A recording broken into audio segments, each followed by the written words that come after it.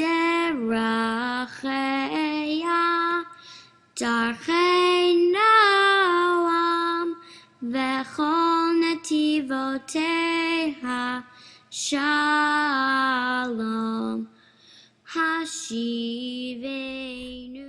Então, olha, algumas pessoas têm dificuldade com liturgia, mas elas não sabem que a dificuldade que elas têm de compreender é porque elas já não compreendem a base, né? Elas não sabem o porquê, não sabem de onde veio, qual foi o processo, as transformações que teve na história, não é? Aí, por causa disso, fica também com dificuldade de compreender sacramentos, rituais, né? E a própria o desenvolvimento da liturgia. Então, o que a gente está fazendo aqui é o seguinte: eu acho que a gente entende melhor os porquês quando a gente sabe como se posicionar, sabe o que está fazendo, sabe o sentido do gesto, que as pessoas querem que eu chegue e diga assim: ficar de pé significa isso, ficar sentado. Não é só isso, né? Existe uma situação toda de sentido que tem a ver com a própria vida mesmo, com a preservação da vida, com o agradecer a Deus pela vida, né? Pelo Deus da vida. A gente vai ver agora a festa da Páscoa, e a festa da Páscoa, todos nós sabemos que é uma festa de libertação, não é? Então, há uma vida sem dignidade, uma vida de escravos, né? Uma vida assim, não é vida humana propriamente dita. Então, é preciso entender o que os judeus fizeram ao associar uma festa da tosquia de cordeiros ou uma festa agrícola a uma festa de libertação. É porque não basta simplesmente ter cordeiros ou colheita. É preciso ser livre, né? Então, nos primórdios, então, da festa que hoje nós chamamos de festa da Páscoa, primeiro, são duas festas que foram unidas. É a festa da tosquia e da colheita. Então, nos inícios das civilizações, primeiramente, o ser humano foi nômade, depois seminômade e só posteriormente foi sedentário, né? Então, os nômades, seminômades daquela região do Oriente eram pastores, né? Criadores do gado miúdo. E a terra é pouca para o lado dali, principalmente naquela faixa onde está Israel. Terra fértil, né? Então, havia também a dificuldade da sedentarização por causa disso. Na Mesopotâmia, a terra é fértil, mas tem as enchentes por causa dos dois rios. Então, tudo era muito complicado. No Egito, só existe agricultura, também foi difícil a sedentarização, às margens do Nilo, senão não dá para plantar, não é? Então, a festa que hoje nós chamamos da Páscoa era uma festa, primeiramente, de nômades, e era uma festa em agradecimento pelo rebanho. Então, até o nome Peça, que é o nome da festa da Páscoa, era um nome que significa passagem. Aí, hoje em dia, se tem muita dificuldade de saber que passagem era essa, né? O que significa passagem? Então, você sabe que na liturgia se recebe um novo sentido, aquele rito que às vezes tinha um sentido na liturgia, agora vai ter outro sentido. Então, aí se diz, né, porque o anjo passou pelo Egito, o anjo exterminador, e não exterminou os primogênitos dos hebreus. Então, a passagem do anjo que representava o próprio Deus. Mas, quando surgiu no ambiente nômade, de seminômades, uma festa assim, era uma festa da passagem dos cordeiros de um lugar para o outro. Porque terminou o inverno e agora os cordeiros podem sair para outro ambiente e agora eles podem ser tosquiados, que no frio não poderiam ser tosquiados. Então, na festa em que se agradece porque o tempo de que eles tinham que ficar resguardados e se levar o alimento até eles e não eles ao alimento, passou. Agora eles vão passar para um outro... Então, é a transumância. Nós agora vamos passar para uma outra região em que os cordeiros podem se alimentar também. Então, essa passagem antes era a passagem dos cordeiros de um ambiente para outro. Fazia a transumância. Migração dos rebanhos. E quando terminava o inverno, se fazia a tosquia. E aí adquiria lã, não é? Que era tão necessário e tudo mais. E então, o que se fazia? Se matava um cordeiro, pegava o sangue do cordeiro e colocava ao redor do acampamento dos nômades. Aquele sangue do cordeiro oferecido à divindade protegia contra a inveja, o mal olhar dos capetas, o azar que dava no rebanho, qualquer coisa que fosse ruim para o rebanho e para as pessoas. Que é um rito. Então, pegava um cordeiro, era sacrificado, né? A divindade lá, que é aquele protetora do clã, pegava aquele sangue e protegia o clã. O sangue protegia o clã contra qualquer coisa que fosse destrutiva, certo? Então, era um rito em que familiar, né? Próprio de que os clãs faziam, não é? E também, como estava ligado aos astros, às estações, também tinha uma conotação de preservação da vida, portanto, tinha uma conotação lunar. Ainda hoje, a festa da Páscoa, mesmo com todas as mudanças que ela já sofreu, ela ainda tem a ver com a lua. Porque o rito antecede tudo, né? O rito antecede todas as explicações posteriores. Tem aquele autor que escreve o significado antropológico do rito, né? Até da escritura Paulus, ele diz que ele vem antes da manifestação, né? Quer dizer, a pessoa precisa do rito para poder se mover. Aí acredito que o rito tendo sido realizado, a vida está ok, ela está preservada contra o mal, então eles, acreditando nesse rito, eles achavam que estava preservado das doenças, da qualquer investida de seres negativos, gênios e outras coisas mais, né?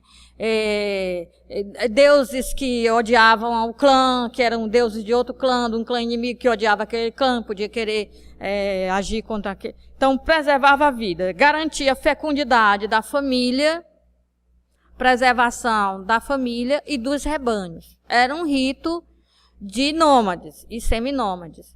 E, portanto, a mulher tinha um papel muito forte nesse rito familiar, porque era um rito de preservação da vida, ainda vinculado à lua.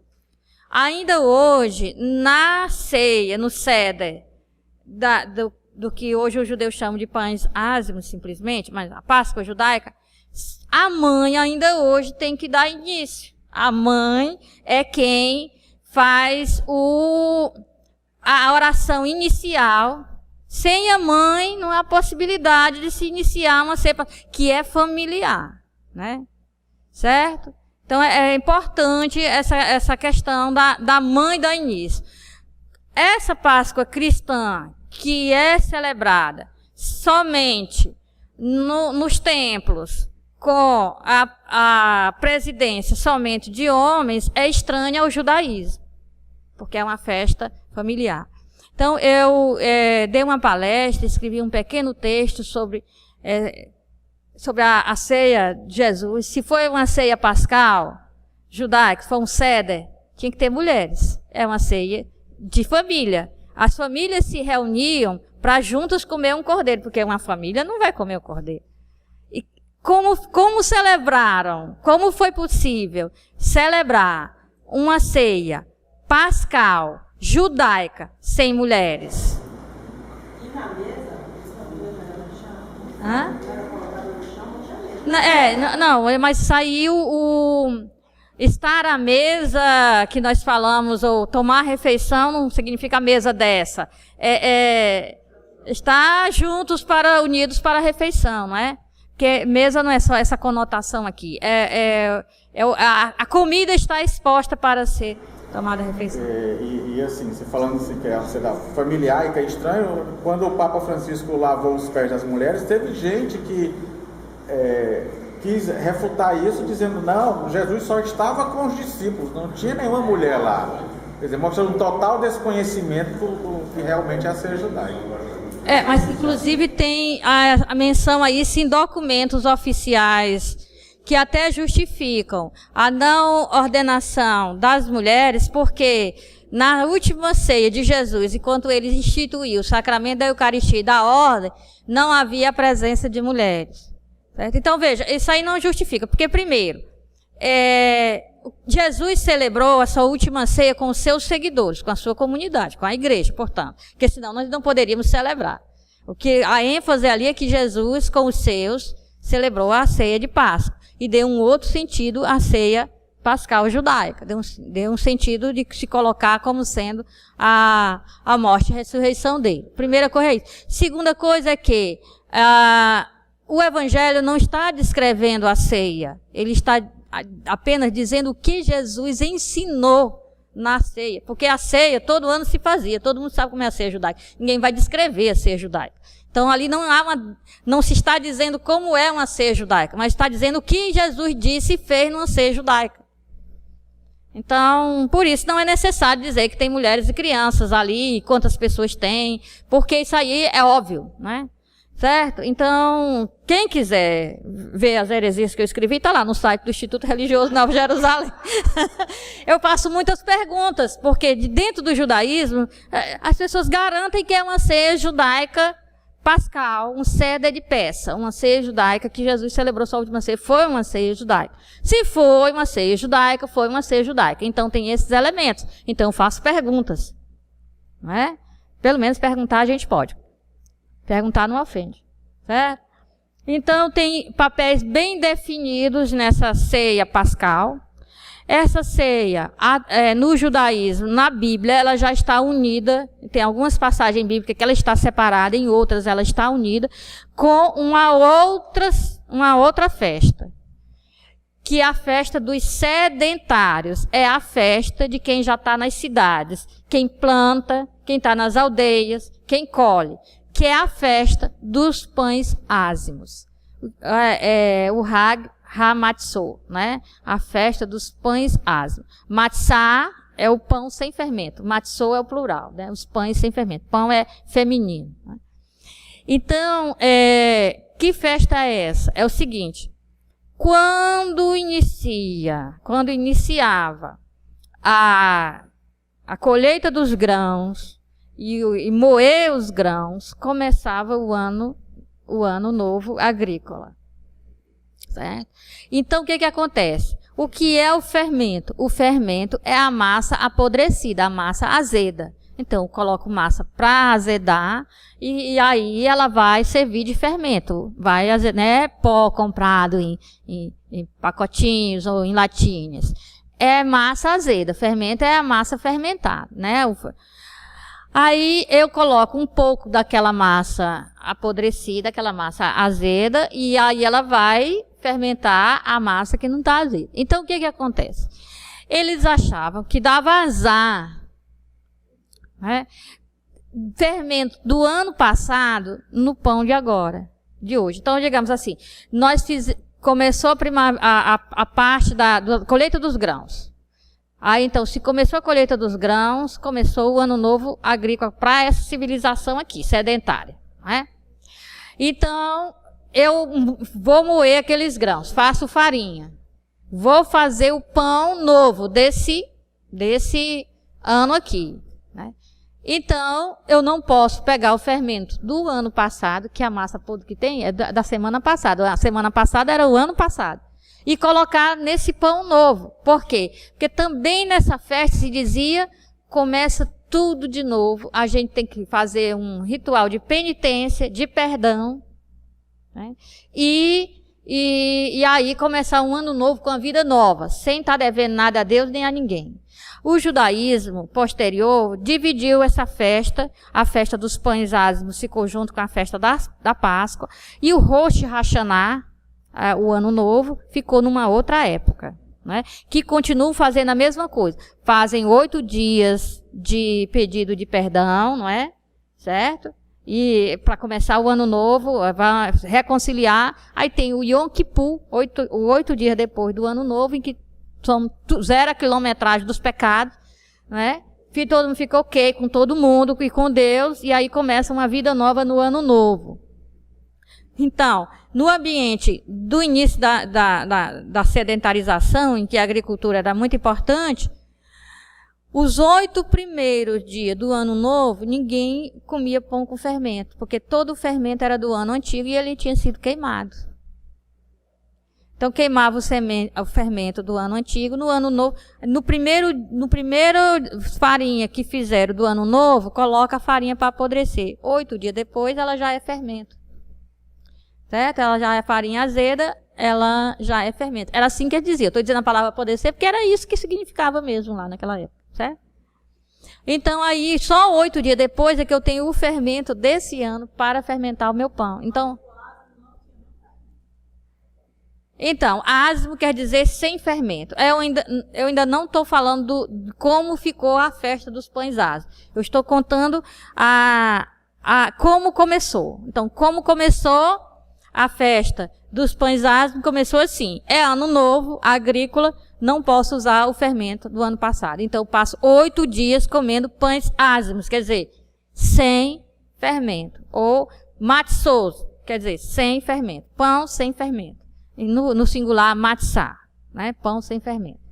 E aí, essa festa do pão asmo se uniu, já na Bíblia tem passagem que ela está unida com a festa do Cordeiro, do Pessa. E aí ela recebe uma outra conotação na liturgia de Israel, na dimensão bíblica. Não é agradecer a Baal pelo rebanho, ou seja lá quem for, ou a lua, e não é agradecer a lua, ou seja lá quem for, pela colheita dos grãos. Agora, essa festa, que antes era uma festa para preservar a vida, elas foram unidas. Então, tanto a do nômade quanto a do sedentário, quando os nômades foram cada vez ficando sedentários, né? Aí uniu a festa. E aí foi dada uma conotação religiosa diferente. Que não é basta ter cordeiros ou ter trigo. Tem que ter liberdade.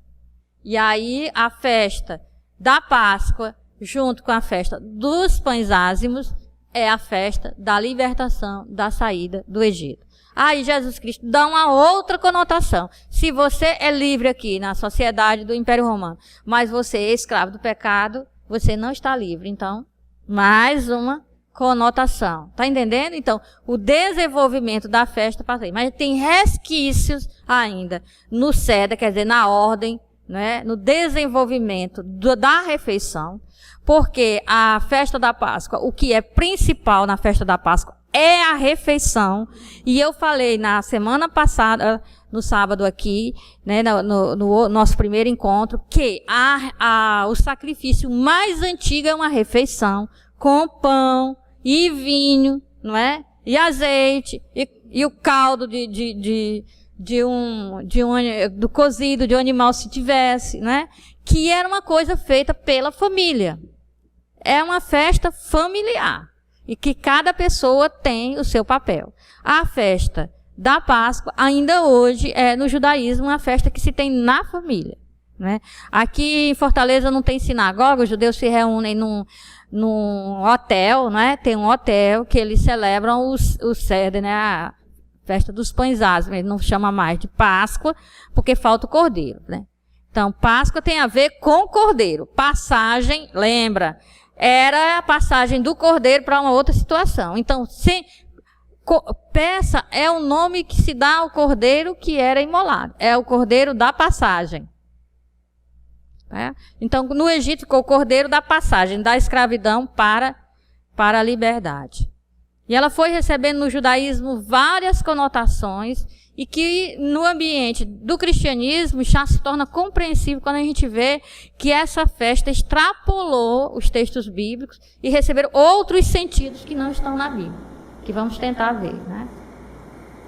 Então, Isso aí que o senhor está ligado com a Mishnah, né? A Seda, Zeraim, Seda, e está na Mishnah, né? está na Mishnah. Quer dizer, a Mishnah vai dar orientações. A Mishnah foi colocada por escrito. É o comentário do Pentateuco, um comentário normativo, que terminou de ser escrito lá pelo século II da Era Comum, depois de Cristo. E tem lá as orientações, não é, a respeito das festas, da Páscoa, das colheitas, do plantio. Todas essas coisas estão presentes lá, não é?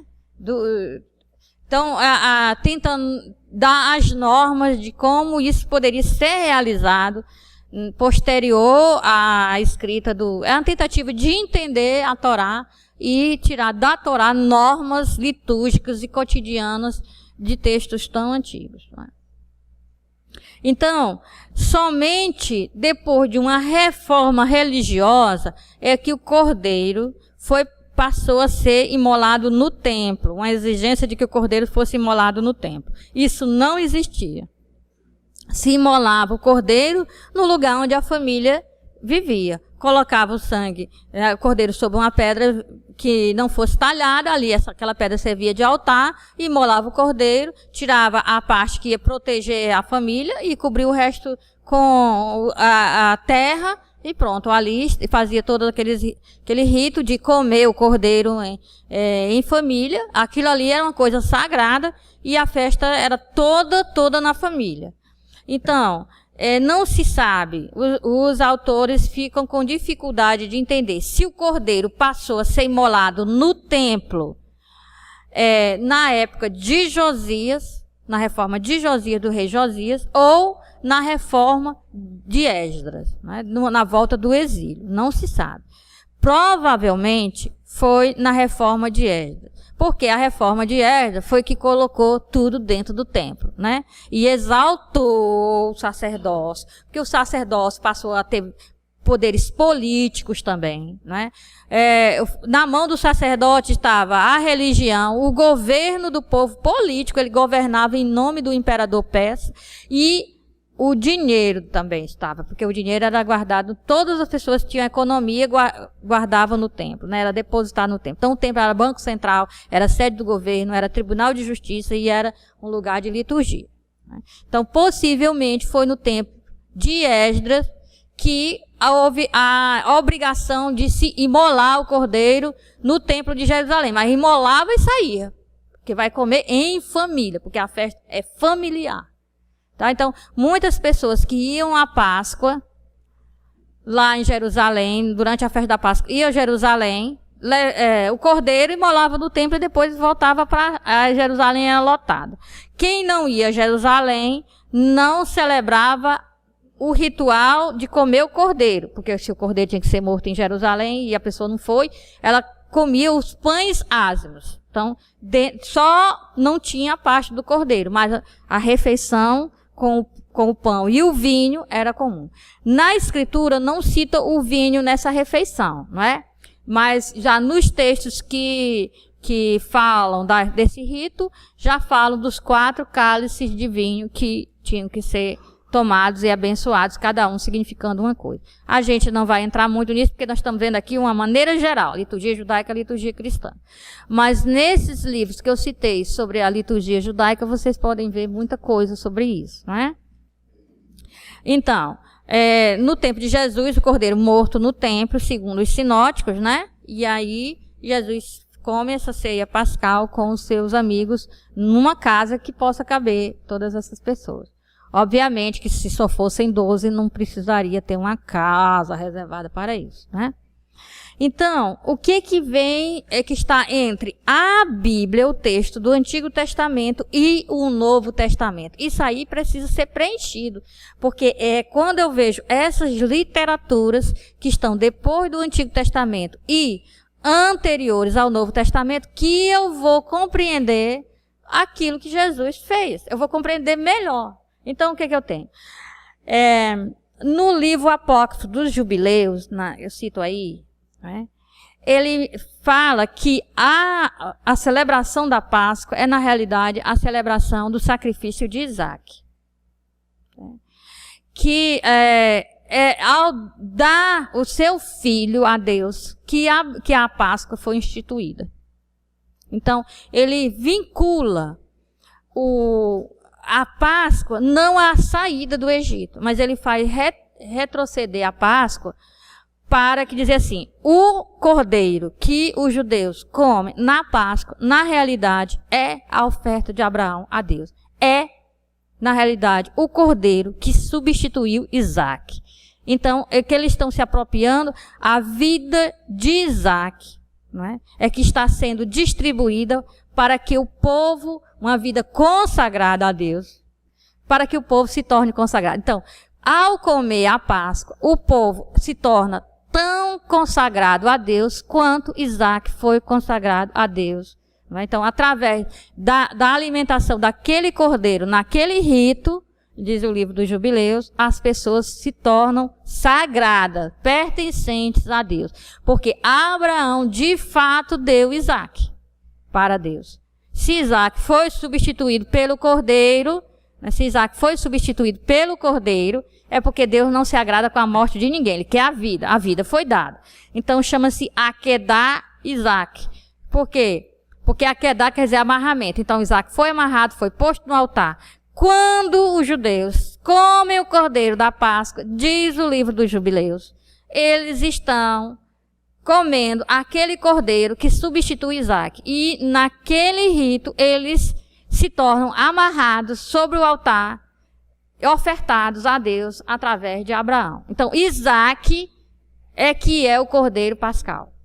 Está escrito no livro dos Jubileus, no Targum, o Targum de Levítico. O Targum é a versão aramaica da Bíblia, que não só traduz o Pentateuco, mas traduz dando um novo sentido, né? E está também um outro tipo de Targum, que é chamado Targum Neofite, porque ele foi encontrado na biblioteca dos Neófitos, lá em Roma, né? Achavam que era um livro velho. O nome da biblioteca, Biblioteca dos Neófitos, onde tinha os livros que os recém-batizados tinham que ler. Então, lá no meio desses livros tinha uma coisa que ninguém sabia o que era, e era um tipo de Targum. Então, é uma tradução para o aramaico da Escritura, mas traduzido já interpretando. Então, Isaac é o cordeiro pascal para o judeu da época de Jesus e para a comunidade dos seguidores de Jesus. Jesus é o cordeiro pascal. Paulo diz, Cristo, nosso cordeiro pascal. Ao pé da letra está lá, Cristo, nossa Páscoa foi imolada. Vamos lá. Pode falar. Hoje eu não entendo esse negócio. Por que tem que ser sacrificado um animal, até mesmo Jesus sacrificado, para que a pessoa seja consagrada a Deus? Foi no encontro passado. Nós tivemos um espaço bem longo para dizer qual é o verdadeiro sentido de sacrifício, o que se faz quando se faz um sacrifício, né? Então, tudo isso aí agora tem que retomar só pelos DVDs, porque nós não temos mais tempo. Então, foi colocado exatamente no início para que... Não, foi no sábado passado. Então, no primeiro encontro, né? Então, você tem que ver isso aí com calma. Quando vocês estiverem, ou aqui, ou vendo os DVDs, que alguma coisa não entendi, vai lá, porque todo tá seguindo alguma coisa. São muitas informações, alguma coisa não caiu direito. Volte a ver, porque as bases estão todas sendo dadas para que as pessoas possam entender, certo? Ainda é cedo para isso. Então, vamos continuar, né? Tá? Diga. Eu faço uma certa confusão, não sei se é questão de tradução, com a figura do bode expiatório, com a caixinha de cordeiro. Isso é Não, basta ler o texto bíblico. Está bem claro no texto bíblico. O bode ou o cordeiro que recebe as culpas, ele não é ofertado a Javé, ele é levado para o deserto. Está tudo no texto bíblico mesmo, é só questão de leitura bíblica. Que é ofertado no sacrifício, no templo, é a vida, é o cordeiro perfeito, que simboliza a minha vida, Não é? É um rito que eu coloco a mim mesma no altar, quando coloco o cordeiro. O que é? Aquele que leva os pecados, ele é levado para o deserto. Não tem nada a ver, ele não é ofertado a Deus. Ele é levado para o deserto, né? Para morrer no deserto. Como é que se tira o pecado do acampamento de Israel, das tribos de Israel? Se joga num animal que vai andar, vai ser levado por alguém ao deserto e vai ficar lá e vai morrer. É assim que se tira levando. Inclusive, isso é que está no Evangelho de João. É o Cordeiro de Deus que tira o pecado do mundo. Tira levando, que leva o pecado do mundo. Leva consigo, leva, tira daqui e leva embora. Certo? Então, questão só de leitura bíblica mesmo, tá? Eu acho que é por conta disso, porque Jesus dava duas coisas, né? Ele dava vida e os pecados. É assim? Tem que ler o Antigo Testamento para poder entender. É só questão de leitura. O ritual está todo descrito lá. Se vai colocar as mãos sobre o animal, vai confessar os pecados sobre o animal, alguém é sorteado para levar esse animal para o deserto. Aí, depois disso, lê a carta aos Hebreus, que diz assim, ele morreu fora da cidade exatamente porque quem tira o pecado do meio da cidade leva para fora, e por isso que ele morreu fora. Está também na carta aos Hebreus, tá? Bom, então nós estamos aqui com essa... Vocês estão entendendo? Isso aqui é mais profundo do que saber sobre o bode expiatório, né? Que não faz parte da festa, é só uma coisa prática para que se diga que o pecado não pode permanecer em Israel, não é? Mas isso aqui não faz parte de nenhuma das festas. Agora, quando eu acho que o que é importante é dizer assim, para o judeu, Isaac é o cordeiro pascal. Sabe, se o judeu chegou a dizer isso, você pode compreender quando os cristãos dizem, Jesus é o cordeiro pascal. Não é? Certo? Então precisa saber dessas literaturas. Eles estão ressignificando. Então, não, o que essa literatura está dizendo do Targum e dos Jubileus, estão dizendo o seguinte, não é só uma